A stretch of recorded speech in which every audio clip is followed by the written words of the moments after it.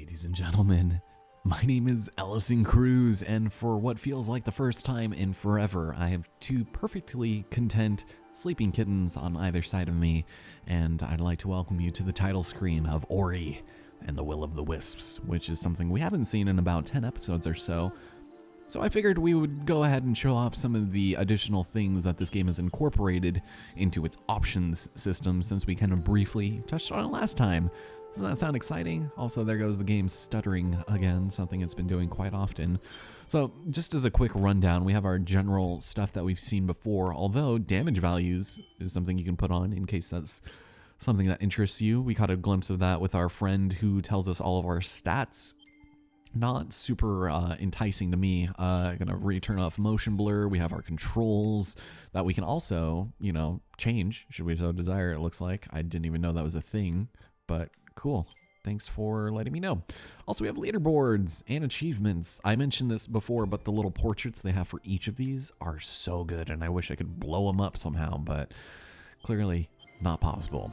Now, something that's even more interesting, as you can tell by my many save files and alternates, we have a couple of different options to access from here, starting with quick access. This allows you to redo some of the spirit trials, just straight cut and done, right down the middle, go straight to them, and then, reperform and do all that stuff. It's kind of cool. Someone's already broken the game, so that is great to know. 0 seconds, way to go, buddy. How does it make you feel? So, yeah, you can also take a look at some of these other cutscenes, which is kind of cute, and it looks like we have a couple more to go, clearly. So I'm not going to bother loading it up because it takes forever for some reason, but just something to take a look at. Oh yeah, we haven't gone back yet, that's right. It's been a little bit of time since the last time we recorded. Basically, the last two sit-down sessions I had were back-to-back, so and speaking of that, we have backup saves, which have been incredibly invaluable to doing this stuff. You can go back up to 10 different save spots. So for example, this one cuts back to Qualix Hollow at 2 hours and 14 minutes, just because I save and then I dupe the saves quite often, so some of them aren't as consistent. So I think this is just a backup, and this won't have, this has no backup save since I haven't had to restart anything. There was a couple of things I needed to redo just because of the game stuttering so badly, and the game actually crashed in the middle of the horned beetle battle, and there's a little minor cut there that you guys probably saw. It's hard to make cuts appear seamless in this game, but we're gonna go and start off here in front of the wellspring, which in between episodes, I went ahead and replayed basically the last 40 minutes, the last 2 episodes, to get back to this place without that dumb death. And so, I guess it was self-inflicted, but it also felt very cagey and unfair, and we're here again. This time we have quite a bit more spirit orbs to our name, mostly because I don't even know how I got more, but I just felt like I was unfairly treated by certain enemies. So yeah, we'll have plenty and we'll need plenty. But previously, we explored most of the glades as well as the exterior of the Wellspring Mill, and this time, ladies and gentlemen, we're going to be entering probably what I would consider one of the best first dungeons of most games of all time. So let's do it. But not without a couple of lengthy load screens.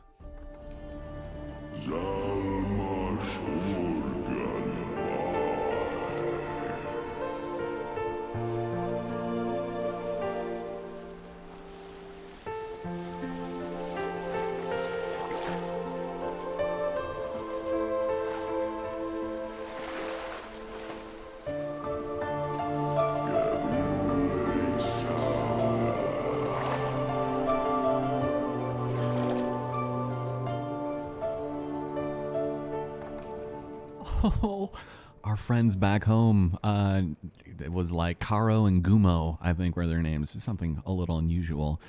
They're setting off to find us, and that is fantastic. A great setup to still what I think is probably one of the best first dungeons in most games. If we wanted to, we could head over here, but I don't think there's really any use for it, so we'll just continue moving in this direction and work on getting some of these gears to turn in such a way that is advantageous to our cause. So, anytime you see any of these bulbous things, as was demonstrated in the last part, should we destroy them? It'll bring power back to certain gears. Ladies and gentlemen, are you ready to deal with a little bit of a video game physics action? And by that I mean flinging Ori. Oh man, it's a little satisfying, but more often than not I find myself flinging Ori directly into the sugar-free Kool-Aid water. So yeah, watch out for that. Angle can be kind of weird sometimes, as well as momentum. And although we don't need to go over here, this is just to kind of show us there is a lever to be found here. What it does is not beyond me at the moment. But you know what, let's take a quick look, because I'm pretty sure we cannot do this just yet. Yeah, let's maybe wait just a second. Yeah, we'll be back for you. Cool. So one of the reasons why I would consider this to be just like a fantastic dungeon is the first time I played it, I don't remember having this much fun this early in a game in a very long time. I mean, you have your general things that you need to avoid, such as spikes and, you know, giant sticks that will do you harm, but it just has such a perfect progression of difficulty that just is so comfortable. Everything that we've learned outside of this place is utilized here almost, you know, masterfully. So, oh hey, they're incorporating spikes here now. Careful. It's just like layer upon layer of depth that you just don't see in a lot of games these days. And I say that as if, you know, I'm the go-to man for these sorts of things. I don't even play that many new games, but it's just a very satisfying progression of difficulty. That's, I guess, the best way to put it, especially early on in the game. So let's watch out for, you know, these weird moving spikes, and you'll notice a bit of a roadblock here. It's kind of interesting that we can't bust through it from this side, even though there's a decomposing log that is holding it up from here, but the second we come through on the other side, it's gonna come down like tissue paper, you know, out of a tornado. Something along those lines. Got some more Gorlick ore. I think we'll be grabbing you soon, sir. And yeah, we'll go and fling ourselves up here, and a nice little touch that is just extremely minor, but a pleasant one nonetheless, is the fact that when we bust open this thing, you'll notice the ropes that are actually tethered to the wheel that is going to activate it. It's very, very minor, but it is still kind of cool. And I like it. You know, I can appreciate the small stuff like that. Now, if I'm not mistaken, we have a new friend here. Ladies and gentlemen, we have ourselves an incredibly hairy and extremely angry Goron man who wants to do us dirty. He has 4 hands, which means he's 4 times more susceptible to giving us the corona. How dare you, sir?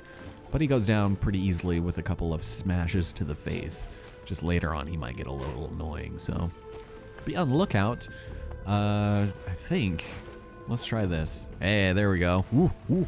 Careful, careful, my friend. Woo. So, yeah. Oh, this is gonna take us right to the Gorlick. Right to the Gorlick for our pizza. There you go. What else do you add garlic to? It's kind of unusual. All right, avoid. Ooh, that was a little premature. The timing is so odd and, ooh, breezy. Nice. Yeah, I don't know. There's something that I dislike about the huge amount of spikes that you see in certain games, but in this one, it doesn't bother me as much. Like, something that kind of annoys me about Mega Man is just the overabundance of spikes. It's just they're everywhere. And then in this one, for some reason, it's just not that bad. They're not instant death, and you can sometimes save yourself from them, but otherwise, you know, I think they're fine here. So, yeah, now that I brought, you know, like notice to it, it's gonna start bothering me, but that's okay. Oh, hi. Okay. I honestly thought I just went right through it for a second there. Not entirely the case. So we'll head over here and we'll pop another one of these. There you go, friend, with the uppercut. Oh man, and the cross-eyed mosquito jerk. How dare he? He's not allowed to be near me. Also, load times. They're great. Don't you love them? So if I am not mistaken, nothing there. Shh, I think let's backtrack for a second. Can we do that from here? Let me see. Whoop. Okay. So you're rotating, and you can take us Right up here. Oh, but we're gonna have to come back anyways. You are going to drain the water. Very cool. All right, I can accept that. Although we can't get up there from here. I will come back for you, I swear. I will. Perfect. Okay, so let's launch ourselves over there and not directly into the spikes. And with good timing, how's it going, buddy? What are you thinking? You thinking what? Woo! You're gonna do damage just by incremental touch? This guy almost took my ass out. That was not gonna be entertaining to watch. Okay, now we fling ourselves down, although first we're gonna head up here. How's it going, my friend Lupo? What an unusual place to find you, sir. Oh, welcome to the Wellspring Mill, where all the wet comes from. Wow, that is a little depressing and dark, but not untrue. Yeah, I used to be a little nervous about mapping these great gears. What if somebody suddenly decided to activate the entire thing? All that hard work gone to waste. Nope, they've been as still as a slumbering spittle slug. All right, what are you, okay. Anyways, this is completely optional, not something that most people would advise for, but we're gonna do it. Much obliged. Because although it basically acts as your dungeon map, I still think it's a good idea to hold on to. And just seeing Ori like pull up the scroll and read it is just, it's funny. Very cool. All right, stuff to grab for days, and it also shows the exterior, which works definitely great for us, but there's still a lot to go, and it's just, it's fun. It's a good time. We can already almost get to the second door, so let's start heading off in that direction, shall we? So long, friend. You have anything else to say? Yeah. Who could have made all this? Yeah, maybe. Yeah, sneak a peek at them ancient charts. Oh, yeah, this is true. I guess as long as you live forever, you could find map making a very lucrative career, and that was a sweet save. Okay, so this gear, I think if we get the opportunity to move it, will allow us to kind of get to this level a little bit faster. But whether or not it does remains to be seen, because we can't actually exit. There is a giant wooden door blocking our path, unfortunately. But that's all right, we'll just keep on moving this way and hope we find something. How's it going, my strange friend? I don't know what you're doing here, but I'd appreciate you getting off my turf, because we're about to fight ourselves. Another one of these guys. Look at him. Look at him go. What a weirdo. Look at him. Whoop. Whoop. All right, well, he's just gonna be puppy guarding down there, doing a little two-step. Yeah, do a little dance, make a little love, get down tonight. Okay, we should probably take him out, although I am in a bad, compromised position, so air combos it is. Or he's gonna punch me in the face. All right, sir, I don't appreciate your conduct around here. Oh, bringing the hammer down. It fell right on your face. Now, unfortunately, we are not really in a position to escape. So let's hope we find an ability here that will help us.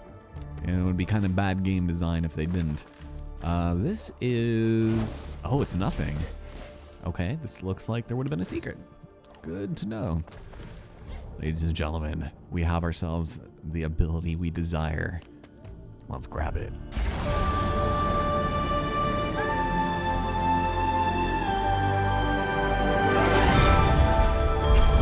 And with that, you guys, we have obtained the grapple ability.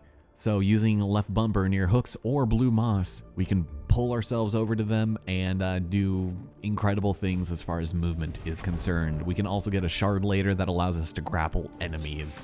So it's extremely versatile, and it does exactly what you'd expect it to. Those blue plants that are on the ceiling are, I guess, what they consider hooks that are grappleable. But if you find a lantern and you use your grapple on there, it will fling you instead. You won't be able to stay static in the same area. So it has to be, you know, touching something solid. So for example, over here, it's just gonna fling us. So, and it's also denoted by the light. It's very good game design, and I appreciate it. Also, you have blue moss, so there we go. And the range is unreal. It's super good. I like it. I like it a lot. So you are going to take me up here, so I can go up here and activate the door switch. And see, it's so intuitive, and it is just such a great way to kind of start off the first big dungeon, even though we've almost been playing for 3 hours. Just applying everything we've learned so far, and it's just fun. Okay, so that is Lupo. However, you... Nope, nothing. Alright, that's fine. Let's avoid spikes, maybe. And this is the one. This is the one I was looking for. The energy cell, right? Because I think we already have one, correct? No, that is not the one. Wow, I am bad at remembering maps, apparently. Here we go. Ugh. Yeah, I didn't fling myself in the spikes. Yeah, it was a good thing that we went ahead and grabbed that optional energy cell, the one that actually sort of sequence broke for, because now we've completed another one. And that'll be useful for getting my health up, because I'm bad.